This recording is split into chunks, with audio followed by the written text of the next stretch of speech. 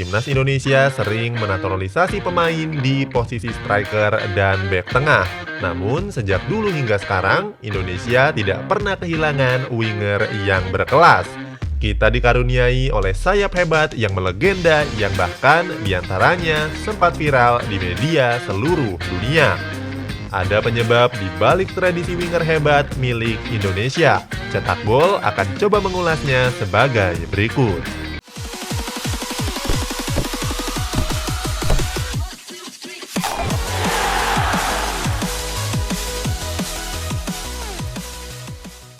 Dalam sepak bola, striker selalu menjadi posisi yang paling banyak menarik perhatian. Tentu saja karena strikerlah yang bertugas sebagai pencetak gol utama. Namun sebenarnya setiap posisi dalam tim punya peran yang sama penting. Kiper, bek, gelandang, hingga sayap, semuanya wajib bersatu padu untuk membangun tim yang kuat. Aksi winger yang lebih banyak mengandalkan kecepatan dan umpan akurat membuat siapa saja yang melihatnya terpesona. Berbicara tentang winger, Indonesia selalu punya bibit winger yang berkualitas. Hal ini bisa terlihat dari besarnya kontribusi mereka dalam setiap tim yang mereka bela. Cetak Gol akan mengulas alasan kenapa Indonesia selalu dikaruniai oleh winger berkualitas sebagai berikut. Postur yang menguntungkan. Postur tubuh yang menjulang adalah satu keuntungan bagi pemain sepak bola. Seorang striker akan lebih nyaman untuk menyundul bola ke arah sasaran jika punya tubuh yang menjulang. Begitu juga dengan pemain di posisi bek tengah. Mereka akan diuntungkan dalam menghalau bola maupun dalam duel dengan striker lawan. Berdasarkan insider.com, rata-rata tinggi badan orang Indonesia hanya berada di angka 163 cm. Coba bandingkan dengan rata-rata tubuh orang Kroasia yang berada di sekitar 173 cm. Untuk yang berpostur lebih pendek, secara realistis akan ditempatkan di posisi winger dengan harapan punya kaki-kaki yang cepat dalam melangkah. Sebuah posisi yang menuntut akselerasi daripada duel fisik.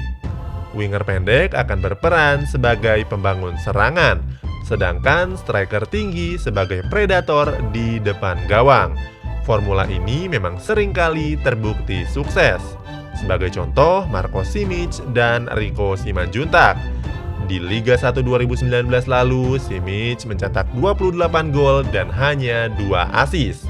Sementara Rico Simanjuntak hanya mencetak 1 gol tapi memberikan 20 assist, membuat keduanya sebagai duet yang paling gacor di musim lalu. Punya kelincahan.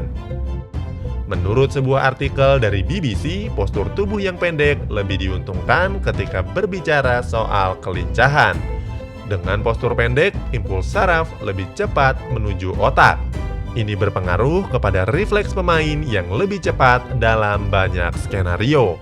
Sejak dulu, Indonesia memang punya pemain dengan akselerasi yang sulit dihadang. Terkadang, tackle keras terpaksa dilakukan agar aksi mereka tidak semakin berbahaya. Okto Maniani, Andik Firmansyah, dan Terence Puhiri adalah beberapa sayap milik Indonesia yang selalu mengandalkan kelincahannya. Tinggi ketiganya juga tidak sampai 170 cm, tapi punya kelincahan yang sulit dimatikan. Punya keseimbangan. Alasan pemain berpostur pendek dapat bergerak lebih baik berhubungan dengan prinsip biomekanika. Pemain dengan postur yang pendek punya pusat gravitasi yang lebih dekat dengan tanah. Hal itu memberikan nilai lebih dalam menjaga keseimbangan pemain. Itulah yang dikatakan oleh Thomas Rielly, seorang ahli sport science asal Inggris. Perkataan itu sekaligus menjawab pertanyaan kenapa pemain seperti Febri Haryadi dan Rico Simanjuntak punya keunggulan tersendiri. Mereka sangat mudah dalam berbelok arah tanpa harus terjatuh, meskipun dalam kecepatan menggiring bola yang tinggi. Fenomena ini juga terbukti dari winger cepat berlabel top dunia. Mo Salah, Eden Hazard, dan Sadio Mane hanya punya tinggi 175 cm. Lionel Messi dan Raheem Sterling bahkan hanya setinggi 170 cm. Regulasi di kasta tertinggi sepak bola Indonesia punya batasan 4 pemain asing. Satu di antaranya harus berasal dari wilayah di Asia. Pembatasan jumlah ini membuat klub punya kecenderungan untuk menempatkan pemain asing di posisi striker, bek tengah, dan gelandang. Pola ini membuat winger lokal sangat diuntungkan karena tidak bersaing langsung dengan pemain asing di posisi yang sama. Kondisi ini tentu menguntungkan bagi perkembangan pemain lokal dan juga timnas Indonesia. Pemain lokal jadi punya menit bermain yang lebih tinggi, punya kesempatan yang lebih banyak daripada pemain lokal di posisi yang lainnya. Ini berimbas di tim nasional Indonesia. Pelatih punya banyak pilihan pemain yang berkualitas dan oleh karenanya Indonesia tidak pernah kekurangan sosok winger berkualitas. Cahaya dari timur Indonesia. Wilayah timur Indonesia tidak pernah kehilangan winger berkualitas top yang mampu menjadi tulang punggung timnas Indonesia. Kami memang tidak menemukan alasan spesifik mengapa pemain dari Indonesia wilayah timur nyaris selalu mampu menunjukkan kelasnya. Mari kita membedah dalam beberapa dekade terakhir. Mulai era 2000-an, Indonesia punya Boa Salosa dengan skill yang bisa dibilang kelas dunia. Bisa dimainkan di berbagai posisi mulai winger kiri, kanan, maupun striker utama. 10 tahun kemudian ada Oktomaniani yang bersinar di Piala AFF 2010. Bahkan di tahun 2017 ada pemain kelahiran Jayapura yang skillnya viral di jagat sepak bola dunia.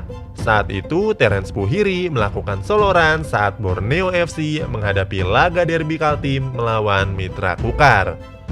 Bukan hanya dari tanah Papua, wilayah timur Indonesia lain seperti Sulawesi juga melahirkan pemain muda berbakat seperti Irfan Jaya, Sadil Ramdhani, dan Witan Sulaiman. Dari wilayah timur Jawa ada Andik Firmansyah serta Dendi Santoso. Tidak ketinggalan Amrizal Umanailo yang berasal dari Maluku. Dari luar wilayah kawasan timur Indonesia, hanya beberapa nama yang sukses menjadi pemain top. Ada Febri Haryadi asal Jawa Barat, serta Riko Simanjuntak dan Egy Maulana Fikri asal Pulau Sumatera. Tradisi skema serangan dari sisi lapangan. Tidak dipungkiri, pemain Indonesia punya gen yang lebih pendek dari negara-negara yang lain. Siapapun pelatih timnas Indonesia tahu benar soal ini. Akhirnya mereka sering memainkan bola dari sisi sayap lapangan. Skema tersebut memang mengandalkan pemain sayap yang cepat. Mantan pelatih timnas Indonesia Bima Sakti pernah menyampaikan pendapatnya soal ini ke media Bola Sport. Dalam wawancaranya, Bima Sakti mengatakan postur tubuh pemain Indonesia sebagian besar kecil. Daripada memaksa permainan menyerang dari tengah lapangan, Bima lebih banyak menjalankan pelatihan serangan balik cepat lewat sisi sayap lapangan. Pada Piala AFF 2018, Bima Sakti memang punya winger-winger yang cepat. Ada Andik Firmansyah, Febri Haryadi, Sadil Ramdhani, Irfan Jaya, dan Riko Simanjuntak. Mereka semua punya kecepatan di atas rata-rata. Sadar punya keunggulan dalam bermain dari sisi lapangan, ada banyak calon pemain yang bercita-cita sukses di posisi ini. Sejak dulu hingga saat ini, Indonesia tidak pernah kehabisan stok winger yang hebat. Untuk urusan pemain sayap, winger-winger top di Indonesia boleh diadu. Hal ini serupa dengan Jerman yang tidak pernah kehabisan stok kiper tangguh. Italia tidak pernah berhenti melahirkan bek yang solid, serta Spanyol yang selalu punya gelandang yang visioner. Poin-poin di atas menegaskan ada alasan secara saintifik yang membuktikan kenapa Indonesia memang punya winger yang berkualitas. Tidak heran jika beberapa dari mereka mampu melambungkan namanya hingga level internasional. Punya komentar? Coba tuliskan di kolom di bawah ini.